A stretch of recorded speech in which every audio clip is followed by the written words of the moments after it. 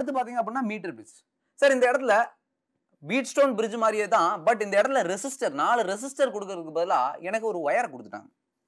Okay, இந்த வயரை கொடுத்துட்டாங்க. ஓகே, இந்த கன்ஸ்ட்ரக்ஷன்லாம் நம்ம ஏற்கனவே பார்த்துருப்போம். இந்த வயரை வந்து கொடுத்துட்டாங்க.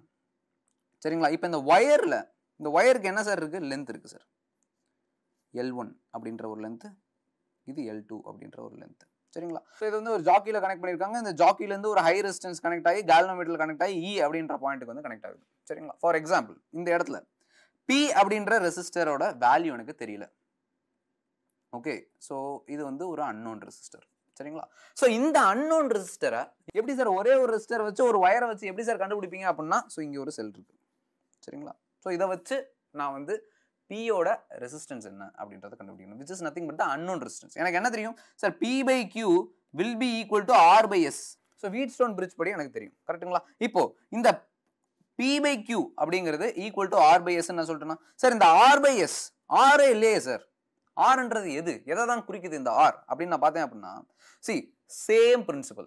அந்த இடத்துல நான் கேல்வனோமீட்டர்ல எப்போ zero deflection, so that is called as balancing length அப்படின்னு சொல்லுவாங்க. சரியா? இப்போ கேல்வனோமீட்டர்ல ஜீரோ டிஃப்ளெக்ஷன் அப்படின்றது வந்துச்சு அப்படின்னா அந்த சர்க்யூட் பேலன்ஸ்டு சர்க்யூட் அப்படின்னு வந்து சொல்லுவாங்க.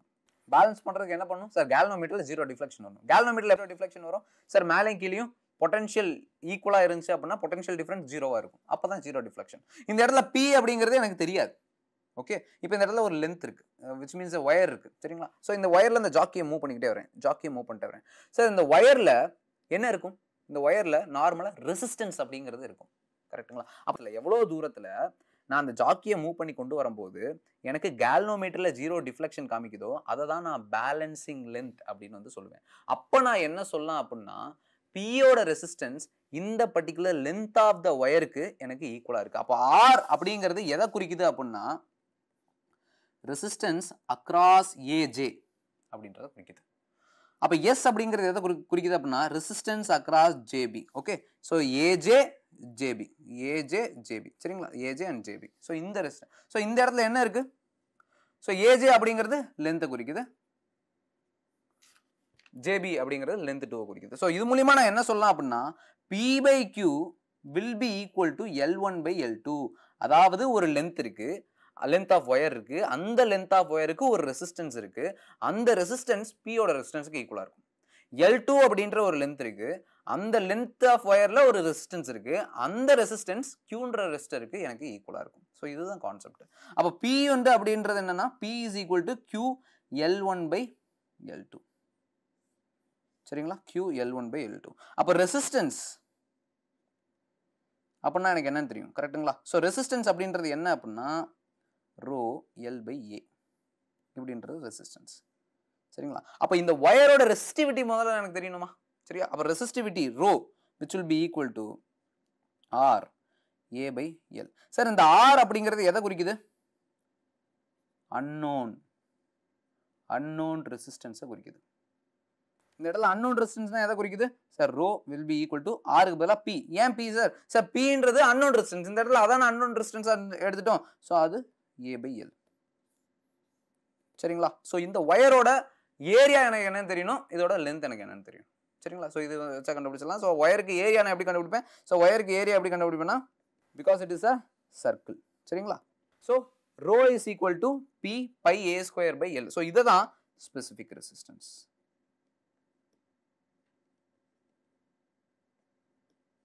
Of the wire. ஓகே, புரிஞ்சுங்களா? ரொம்ப ரொம்ப ஈஸியான விஷயம். ஸோ இப்போ நெக்ஸ்ட், இது வரைக்கும் நம்ம அன்னோன் ரெசிஸ்டன்ஸ் அப்படின்றத கண்டுபிடிச்சிருக்கோம். ஸோ இதே மாதிரி ஒரு சர்க்யூட் டயக்ராம் வச்சு நம்ம unknown resistance, EMF and then current, so இது மூணுத்தையும் கண்டுபிடிக்க முடியும். ஸோ அதுக்கு நம்ம யூஸ் பண்ணுற ஒரு டிவைஸ் தான் பொட்டன்ஷியோமீட்டர் அப்படின்னு வந்து சொல்லுவாங்க. சரியா? ஸோ இந்த பொட்டன்ஷியோமீட்டரை எக்ஸ்பிளைன் பண்ணுறதுக்கு முன்னாடி ஃபர்ஸ்ட் நம்ம ஒரு சில இல்லுஸ்ட்ரேஷன் பார்ப்போம். சரிங்களா? ஸோ இந்த இடத்துல ஒரு பேட்டரியை நான் எடுத்துக்கிறேன். சரிங்களா? ஸோ இந்த பேட்டரியை நான் என்ன பண்ணுறேன் அப்படின்னா, ஒரு 2 பல்ப் கூட நான் கனெக்ட் பண்ணுறேன். சரிங்களா? இந்த 2 பல்ப் கூட நான் கனெக்ட் பண்ணுறேன். இப்போ இந்த ஆரஞ்சு கலர் பல்ப்ல எனக்கு வோல்டேஜ் எவ்வளோ இருக்கு அப்படின்றத நான் கண்டுபிடிக்கிறதுக்கு நான் என்ன பண்ணுவேன்? இப்போ நான் அதில் ஒரு வோல்ட் மீட்டரை எடுத்து நான் அந்த இடத்துல அந்த பல்புக்கு இடையில நான் கொண்டு போய் வைப்பேன். ஸோ தட் இதில் எவ்வளோ வோல்டேஜ் பாஸ் ஆகுது அப்படின்றது தெரியும். ப்ளஸ் ஒரு விஷயம் நடக்கும். என்ன நடக்கும் அப்படின்னா, இந்த பேட்டரியிலேருந்து ஒரு நெக்லிஜிபிள் அமௌண்ட் ஆஃப் கரண்ட்டை இந்த வோல்ட் மீட்டர் அப்படிங்கிறதும் எடுக்கும். கரெக்டுங்களா? இப்போ நான் அக்யூரேட்டாக கண்டுபிடிக்கணும்ல. ஸோ அக்யூரேட்டாக எவ்வளோ வோல்ட் மீட்டர் இல்லாமல் நான் வந்து வோல்டேஜ் எவ்வளோ அதை நான் ஒரு பேட்டரி வச்சு கண்டுபிடிக்கலாம். சரிங்களா சார்? என்ன சொல்கிறீங்க? வோல்ட் மீட்டர் இல்லாமல் ஒரு பேட்டரி ஒரு செல்லை வச்சு நம்ம வந்து இதை கண்டுபிடிக்கலாம்னா ஆமாம் கண்டுபிடிக்கலாம். சரிங்களா? ஸோ இதுக்கு நான் என்ன பண்ணுறேன் அப்படின்னா ஒரு கேல்னோமீட்டரையும் ஒரு வேரியபிள் பேட்டரி அப்படின்றதையும் எடுத்துக்கிறேன். சரிங்களா? ஸோ வேரியபிள் பேட்டரின்றதை நம்ம வேரி பண்ணிக்கலாம். சரிங்களா? எவ்வளோ வோல்ட் கொடுக்கணும் அப்படின்றத நம்ம வேரி பண்ணி எவ்வளோ இஎம்எஃப் கொடுக்கணும் அப்படின்றத நம்ம வந்து வேரி பண்ணிக்கலாம். சரிங்களா? ஸோ இதுலேருந்து நான் என்ன பண்ணுறேன் அப்படின்னா இந்த பல்பில் இருந்து நான் கேல்னோமீட்டர் வழியாக பாசிட்டிவ் எண்ட் ஆஃப் த பேட்டரிக்கு நான் கனெக்ட் பண்ணுறேன். இன்னொரு நெகட்டிவ் எண்டை நான் வந்து இந்த இடத்துல போய் நான் கனெக்ட் பண்ணிக்கிறேன். நம்ம அந்த மீட்டர் பிரிட்ஜில் பார்க்கும்போது என்ன பார்த்தோம் அப்படின்னா 2 பாயிண்ட்ஸோட பொட்டன்ஷியல் ஈக்குவலாக இருக்கும்போது, கரெக்டுங்களா? 2 பாயிண்டோட பொட்டன்ஷியல் ஈக்குவலாக இருக்கும்போது அதற்கு இடையில இருக்க பொட்டன்ஷியல் டிஃபரன்ஸ் எனக்கு என்னவாகும் அப்படின்னா 0 ஆயிரும் அப்படின்றத நம்ம பார்த்தோம். அப்போ அந்த இடத்துல கரண்ட் ஃப்ளோ இருக்காது அப்படின்றத நம்ம பார்த்தோம். சேம் கேஸ் இந்த இடத்துல கேல்னோமீட்டர் இருக்குங்களா? ஸோ கேல்னோமீட்டர் அதோட யூஸ் இப்படின்னே வச்சுக்கோங்களேன். கரண்ட் வந்து அந்த இடத்துல இல்லை அப்படின்னா 0 காமிக்கணும். சரிங்களா? கரண்ட் எப்போ இருக்காது சார்? இதோட பொட்டன்ஷியலும் ஈக்குவலாக இருக்கும்போது. சார் இதோட பொட்டன்ஷியல் தான் சார் எனக்கு தெரியாது, அதை தான் நான் கண்டுபிடிக்கணும். இப்போ நான் என்ன பண்ணலாம்? இதை நான் மாற்றிக்கிட்டே வரலாமா? ஃபர்ஸ்ட் நான் 0 வைக்கிறேன், 0 வோல்ட் அப்படின்னு வைக்கிறேன், ஒன்றுமே நடக்கல. சார் 1 வோல்ட் அப்படின்னு நான் வைக்கிறேன், கேல்னோமீட்டரில் கொஞ்சம் டிஃப்ளெக்ஷன் நடக்கும். சார் இப்போ இங்கே 2 வோல்ட் அப்படின்னு நான் வைக்கிறேன், கேல்னோமீட்டரில் கொஞ்சம் டிஃப்ளெக்ஷன் நடக்கும், விச் மீன்ஸ் 0 நோக்கி வந்துகிட்டு இருக்கும். சார் இப்போ நான் இந்த இடத்துல 3 வோல்ட் அப்படின்னு வைக்கிறேன். சார் 3 வோல்ட்னு வைக்கும்போது கொஞ்சம் கிட்ட வந்துருச்சு சார். இப்போ 4 வோல்ட் அப்படின்னு நான் வைக்கிறேன். சார் இந்த 4 வோல்ட்னு வைக்கும்போது எனக்கு கேல்னோமீட்டரில் 0 டிஃப்ளெக்ஷன் காமிச்சிருச்சு. விச் மீன்ஸ் எனக்கு இந்த வேரியபிள் பேட்டரியில் இருக்க பொட்டன்ஷியலும் இந்த பல்போட பொட்டன்ஷியலும் ஈக்குவலாக இருக்கு. அப்போ இதுவும் 4 வோல்ட்டாக இருக்கு. அப்போ இது மூலியமாக நான் கண்டுபிடிச்சிடலாமா இது 4 வோல்ட்னு? கரெக்டாக இதுக்கு இடையில போகிற பொட்டன்ஷியல் டிஃபரன்ஸ் வந்து 4 வோல்ட்னு கண்டுபிடிச்சிடலாமா? அவ்வளோதான். புரிஞ்சுங்களா? இப்போ சேம் இது நான் ஒரு சர்க்யூட்டில் காமிக்கிறேன் பாருங்க. ஸோ இந்த இடத்துல பேட்டரி இருக்கு, சேம் திங், கீ இருக்கு. ஓகே, ஸோ ஜாக்கி அதை நான் எப்படி கனெக்ட் பண்ணிக்கிறேன்? ஹை ரெசிஸ்டன்ஸ் மூலியமாக கேல்னோமீட்டர் மூலியமாக வச்சுட்டு இங்கே ஒரு இஎம்எஃப் வேரியபிள் பேட்டரி வந்து நான் கொடுத்துருக்கேன். சரிங்களா? ஸோ வேரி பண்ணிக்கிட்டே வரேன். எந்த பாயிண்ட்ல எனக்கு வந்துட்டு கேல்னோமீட்டர் 0 ஆகுதோ ஸோ அதை நான் எடுத்துக்கிறேன். ஸோ அந்த இடத்துல எனக்கு இஎம்எஃப் என்னவா இருக்கும்னா IR இருக்கும். ஸோ இது எல்லாத்துக்குமே புரிஞ்சுங்களா? ரொம்ப ரொம்ப ஈஸியான விஷயம். ஸோ இந்த பொட்டன்ஷியோமீட்டர் வச்சு இன்னும் நிறைய விஷயங்கள் பண்ணலாம். ஃபார் எக்ஸாம்பிள் 2 பேட்டரிஸ், ரெண்டுத்துக்குமே 2 பேட்டரிஸோட இஎம்எஃப் நம்ம கம்பேர் பண்ணலாம். பொட்டன்ஷியோமீட்டரை வச்சு நம்ம இன்டர்னல் ரெசிஸ்டன்ஸ் கால்குலேட் பண்ணலாம். சரிங்களா? ஸோ அதெல்லாம் வந்துட்டு நம்ம மணற்கேணி வீடியோஸில் வந்து நம்ம பார்த்துருப்போம். ஸோ பார்க்கல அப்படின்னா போய் பாருங்க. சார் இந்த கரண்ட்னால எனக்கு வேற என்ன யூஸ் இருக்கு? நார்மலாக கரண்ட் வந்துட்டு பார்த்தோம் அப்படின்னா கரண்ட் பேசிக்காகவே எனக்கு என்ன ப்ரொடியூஸ் பண்ணும் சார்? லைட் எல்லாம் போட்டு எனக்கு கொஞ்சம் ஹீட்டை ப்ரொடியூஸ் பண்ணும் சார். மெயினாக ஏதாச்சும் ஒரு அப்ளையன்ஸ் வந்து ஃபோன் ரொம்ப நேரம் யூஸ் பண்ணுறேன், ஃபோன் ஹீட்டாக இருக்கும். ரீசன் வந்துட்டு உள்ள கரண்ட் இருக்குது, அது எதனால ஹீட்டாக இருக்கும் அப்படிங்கிறது நம்மளுக்கு தெரியாது. பார்க்கலாம் பாருங்க. ஸோ அதை தான் ஜூல்ஸ் லா அப்படின்னு சொல்லுவாங்க. ஜூலின் விதி. ஜூல் என்ன சொல்றாரு? When current flows through a resistor, current வந்து ஒரு ரெசிஸ்டர் வழியாக போகும்போது அந்த ரெசிஸ்டர் என்ன பண்ணும் அப்படின்னா ரெசிஸ்ட் பண்ணும். ரெசிஸ்டர் வழியாக போகும்போது அந்த ரெசிஸ்டர் அப்படி ஈஸியாக விட்டுருமா? கிடையாது. ஸோ தடைகள் அந்த இடத்துல இருக்கும்போது வந்துட்டு எனக்கு ஆட்டோமேட்டிக்காக ஹீட் வந்து ஜென்ரேட் ஆகும். புரிஞ்சுங்களா? ஸோ இதான் heat energy and it is dissipated. சரியா? அப்போ எலக்ட்ரிக்கல் எனர்ஜி மொத்தமாக எனக்கு எலக்ட்ரிக்கல் எனர்ஜியாக போயிடாது, கொஞ்சம் ஹீட்டாகவும் வெளியில் வரும். இந்த ஹீட்டை தான் நான் ஜூல்ஸ் ஹீட்டிங் எஃபெக்ட். நம்ம சும்மாவாக இருப்போம், இந்த ஹீட்டை வச்சுமே நிறைய யூஸ் வந்து நம்ம பண்ணிப்போம். கரெக்டாக? ஃபார் எக்ஸாம்பிள் அயன் பாக்ஸ் அந்த மாதிரி விஷயங்கள்லாம் நம்ம பண்ணியிருப்போம். So work done which is equal to VIT. கரெக்டுங்களா? ஸோ இதுதான் ஹீட்டுக்கும். H is equal to VIT. So விக்கு பதிலாக நான் என்ன பண்ணிக்கிறேன்? விக்கு பதிலாக IRன்னு போட்டுக்கலாம். So I² RT. So this is a heat. H is equal to I² RT அப்படின்றது எனக்கு ஹீட். அப்போது இவ்வளோ கரண்ட் நான் கொடுக்கும்போது எனக்கு இவ்வளோ ஹீட், ரெசிஸ்டன்ஸ் இவ்வளோ இருந்தால், டைம் இவ்வளோ நேரம் இருந்தால் எனக்கு இவ்வளோ ஹீட் வந்து ப்ரொடியூஸ் ஆகும். ஸோ பேசிக்காக அதான் வந்து கொடுக்குறாங்க. The heat developed in electrical circuit due to the flow of current varies directly. ஓகேவா? அதாவது ஒரு எலக்ட்ரிக்கல் சர்க்யூட்டில் ஹீட் ப்ரொடியூஸ் ஆகுது அப்படின்னா அது எதை பொறுத்து வேரி ஆகும் அப்படிங்கிறத பார்த்தீங்க அப்படின்னா ஸ்கொயர் ஆஃப் த கரண்ட். ஆமாவா? Yes, square of the current. Resistance of the circuit, yes, and then time flow, yes. So இதை 3 பொறுத்தும் வேரி ஆகும். சரிங்களா? ஸோ இந்த இடத்துல அப்ளிகேஷன்ஸ் ஆஃப் ஜூல் ஹீட்டிங் நம்ம எல்லாத்துக்குமே தெரியுமா என்னென்ன அப்ளிகேஷன்ஸ் இருக்குன்னு? நார்மலாக அயன் பாக்ஸ் இருக்குது, வாட்டர் ஹீட்டர் இருக்குது. ஸோ இதெல்லாமே அப்ளிகேஷன்ஸ். ஃபியூஸ் இருக்குது, one of the best component. கரெக்டுங்களா? ஸோ இந்த ஃபியூஸில் என்ன ஆகும் அப்படின்னா கரண்ட் அதிகமாக ஃப்ளோ ஆச்சுன்னா அதில் உருகி போயிடும் அந்த பர்டிகுலர் ஒயர். உருகி போச்சு அப்படின்னா சர்க்யூட் பிரேக் ஆயிரும், கரண்ட் வந்து ஃப்ளோ ஆகுது. சரிங்களா? சேம் இந்த case of electric furnace and then electric lamp. So இது எல்லாமே வந்து ஜூல்ஸ் ஹீட்டிங்கை வந்து ஃபாலோ பண்ணுது அப்படின்னு வந்து சொல்கிறோம். சரிங்களா? இப்போ ஹீட்னால கரண்ட் ப்ரொடியூஸ் பண்ண முடியுமா சார்? கரண்ட்னால ஹீட் ப்ரொடியூஸ் ஆகுதுன்னு சொல்றீங்க, ஹீட்னால கரண்ட் ப்ரொடியூஸ் ஆகுமா அப்படின்னு கேட்டா கண்டிப்பா ஆகுமே. அதுதான் வந்து தெர்மோ எலக்ட்ரிக் எஃபெக்ட், வெப்ப மின் விளைவு அப்படின்னு வந்து சொல்லுவாங்க. ஸோ இதுல பேசிக்கா என்ன ஆகும் அப்படின்னா, டெம்பரேச்சர் டிஃபரன்ஸ் வந்து பொட்டன்ஷியல் டிஃபரன்ஸை கிரியேட் பண்ணும். பாருங்க பார்க்கலாம். Conversion of temperature difference into electrical voltage and vice versa is known as thermo electric effect. அதாவது டெம்பரேச்சர் டிஃபரன்ஸ், அதாவது டிஃபரெண்ட் டெம்பரேச்சர் டிஃபரன்ஸ்னா என்ன, ஒரு இது ஹாட்டா இருக்கும், ஒரு இது கோல்டா இருக்கும். அப்படி ஒரு டிஃபரன்ஸ் இருக்கும்போது அந்த இடத்துல எனக்கு வோல்டேஜ் டிஃபரன்ஸையும் கிரியேட் பண்ண முடியும். அப்போ வோல்டேஜ் டிஃபரன்ஸ் கிரியேட் ஆனா அந்த இடத்துல கரண்ட் ஃப்ளோ அப்படின்றது வந்து இருக்கும். அப்போ thermo electric device generates voltage when there is temperature difference. சரிங்களா? அது எப்படின்னு பார்க்கலாம் பாருங்க. ஸோ அதில் 3 எஃபெக்ட் இருக்கு. ஃபர்ஸ்ட் ஒன் வந்து சீபெக் எஃபெக்ட் ஆர்எல் சீபெக் விளைவு அப்படின்னு சொல்லுவாங்க. இந்த இடத்துல என்ன பண்றாங்க அப்படின்னா, 2 டிசிமிலர் மெட்டல்ஸ் வந்து எடுத்துட்டு வந்துருக்காங்க. சரிங்களா? So 2 dissimilar metals. ஸோ இந்த 2 டிசிமிலர் மெட்டல்ஸையும் ஒன்னா சேர்க்குறாங்க. ஓகே, பாருங்க இந்த இடத்துல காப்பர் இருக்கு, இந்த இடத்துல அயன் இருக்கு. அயன்ல வந்து எலக்ட்ரான் டென்சிட்டி அதிகமா இருக்கும், காப்பர்ல எலக்ட்ரான் டென்சிட்டி கம்மியா இருக்கும். அப்போ நார்மலா ஜாயின் பண்ணும் போதே ஸோ ஒரு சின்ன ஃப்ளோ ஆஃப் எலக்ட்ரான் வந்து அந்த இடத்துல நடக்கும். சரிங்களா? ஸோ சின்ன ஃப்ளோ வந்து நடக்குமா? எஸ், நடக்கும். ஸோ அதான் வச்சோடனே எனக்கு கேல்வனோமீட்டர்ல ஒரு சின்ன டிஃப்ளெக்ஷன் காமிச்சு அதுக்கப்புறம் இந்த கேல்வனோமீட்டர் வந்து ஸ்டேபிள் ஆகிக்கும். சரிங்களா? இப்போ நான் என்ன பண்றேன் அப்படின்னா, ஒரு ஹீட்டிங் சோர்ஸ் அண்ட் ஒரு கூலிங் சோர்ஸ் நான் வந்து கொண்டு வரேன். அப்போ ஹீட் ஒரு சைடில் ஹீட் பண்ணுறேன், ஒரு சைடில் வந்து கூல் பண்ணுறேன்.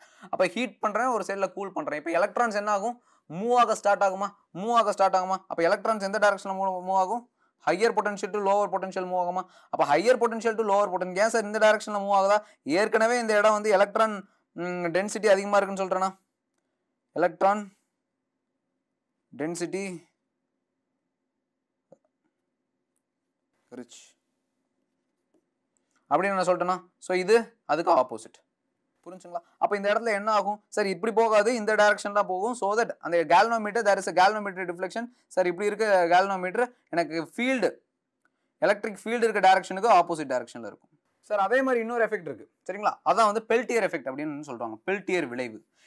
ஸோ பெல்டியர் என்ன சொல்றாருன்னு பாருங்க. in 1834 பெல்டியர் என்ன பண்றாரு அப்படின்னா, electric current is pass through a circuit. ஒரு எலக்ட்ரிக் கரண்ட்டை ஒரு சர்க்யூட்ல வந்து பாஸ் பண்றாரு. சரியா?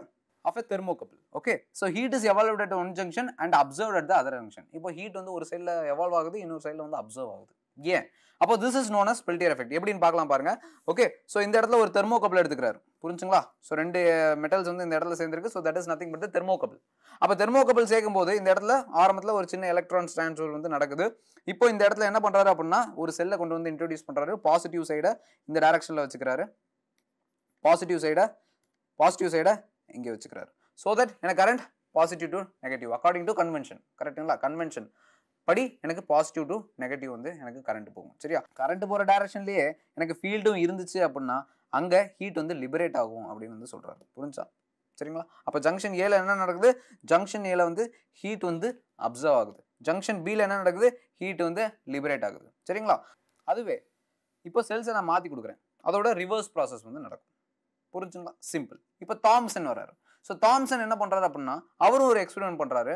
That is a reversible experiment. சரிங்களா? அது வந்து ஒரு ரிவர்சபிள் எக்ஸ்பெரிமெண்ட்.